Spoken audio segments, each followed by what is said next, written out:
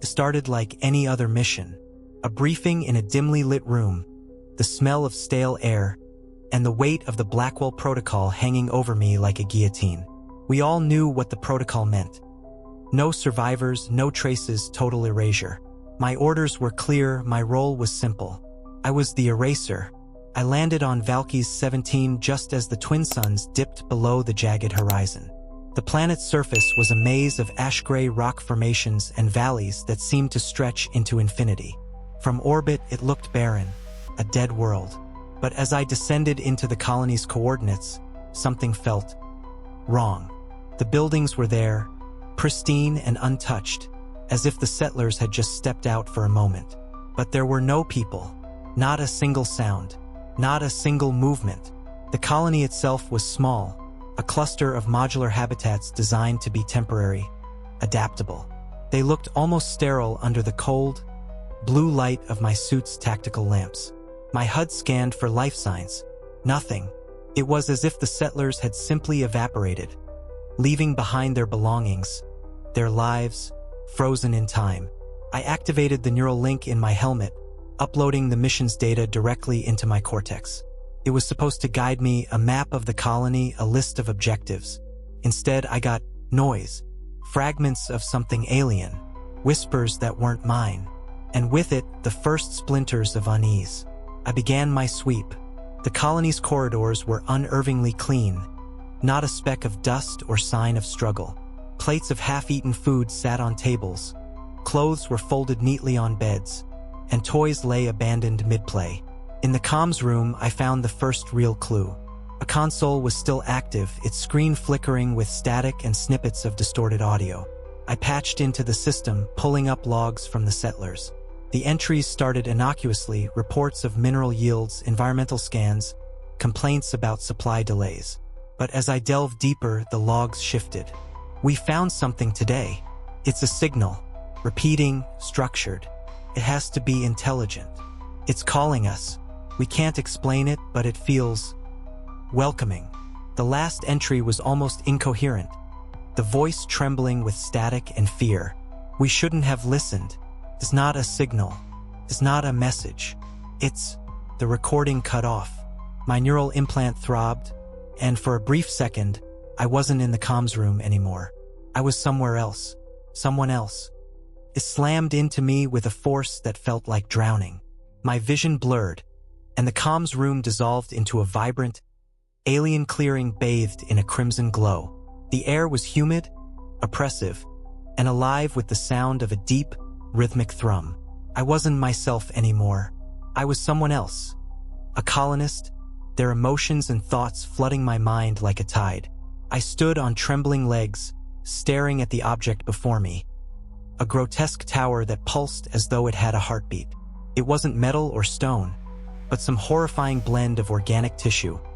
Its surface slick and glistening under the pale light of Valky's 17th moons. Tendrils extended from its base, burrowing into the ground like roots seeking sustenance. There was no doubt in my mind or theirs that it was alive.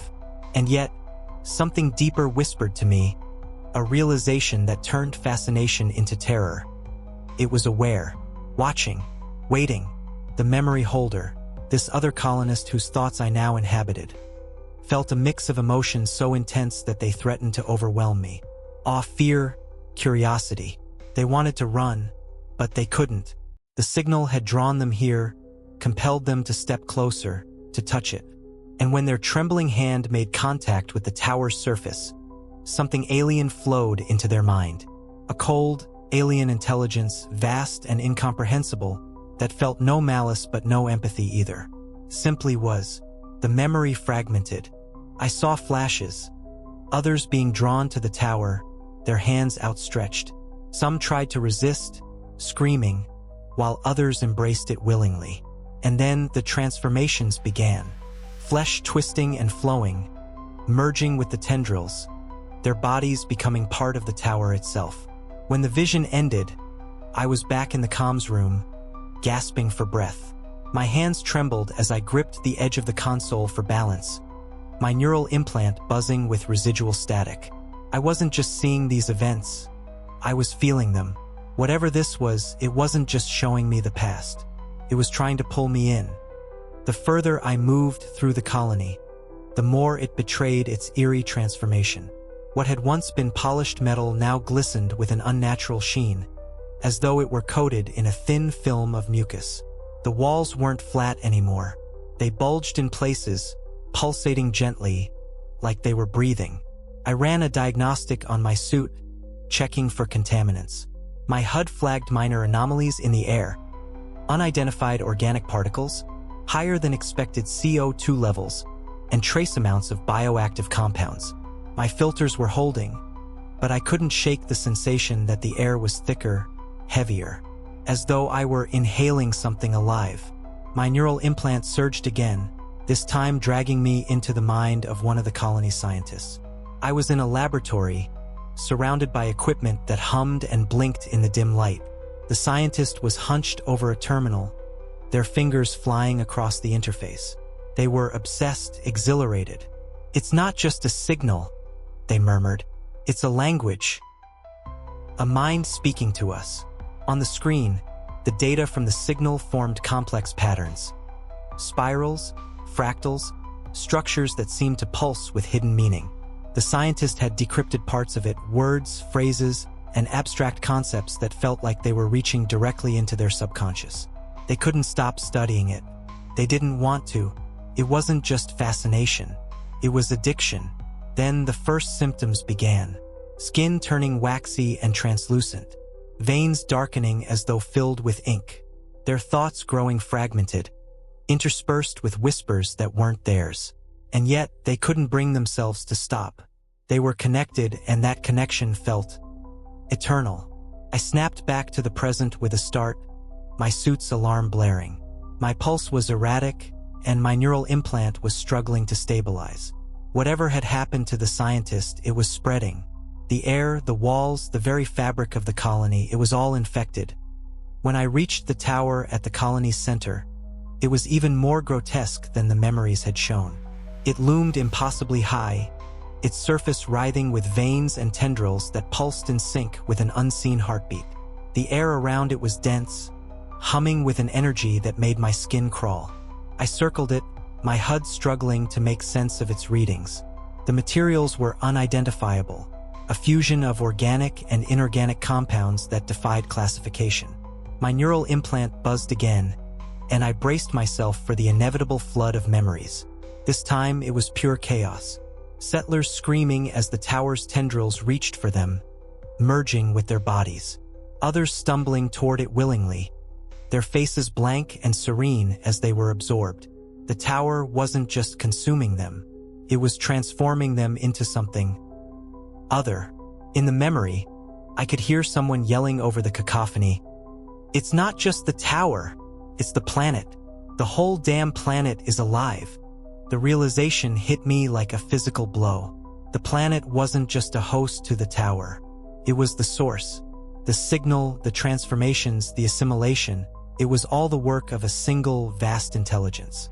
Valky's 17 wasn't just alive.